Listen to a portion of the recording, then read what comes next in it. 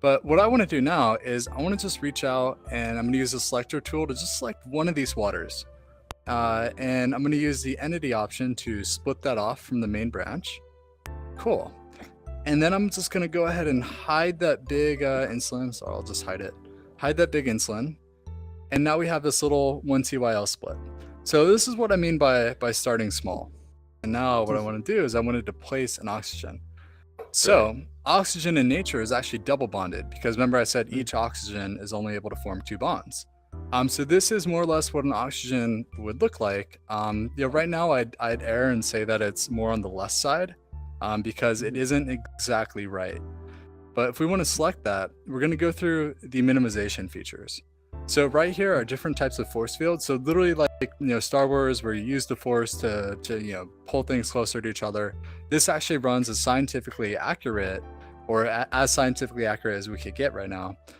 Simulation that will reduce the energy between these two. So if it's too far away, it'll pull them closer. If it's too close, it'll push them apart. So when we hit start minimize, yep, we see it just corrected the bond lengths. And if we notice, we have this measurement tool. So there's going to be a few different things you want to pay attention to.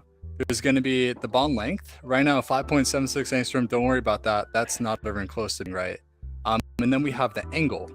And it says 150 degrees right now. So this is before simulation. We have to remember that.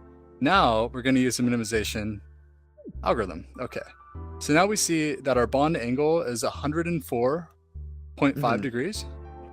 And it's about a 1 angstrom, 0.99 angstrom, about 1 angstrom bond length. And if we go ahead angstrom relative to a nanometer is how long? Yep. So 10 angstroms are in 1 nanometer, and 1 nanometer is 1 billionth of a meter. But what's cool is that there's 5 different force fields that we provided the users, and each one is slightly different. So this is really good for building the model in your head of what exactly computational chemistry means, because there's no 100% accurate, until we get quantum computers maybe at a wide scale, there's no 100% reality thing that we could do on computers right now. It's all estimates.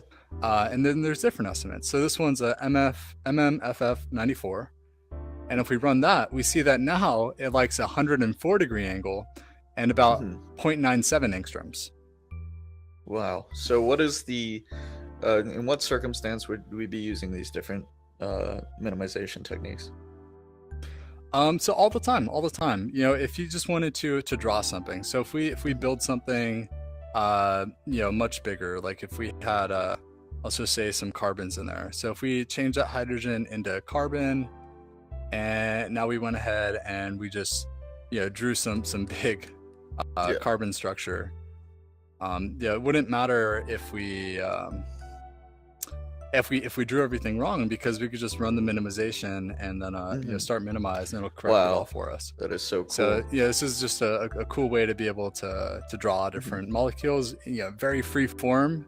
And instead of making it all 90 degree angles like you would in like building a building, it's cool because you could just kind of freely like draw, and then what happens is that the system will actually just calculate it for you.